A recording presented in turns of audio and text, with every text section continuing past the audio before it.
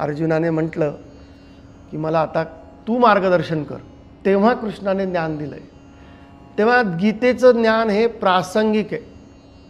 म्हणजे एखादी व्यक्ती जर त्याचं कर्तव्य विसरली तर त्याला पुन्हा कर्तव्य प्रवृत्त करण्यासाठी गीतेचं ज्ञान दिलेलं आहे.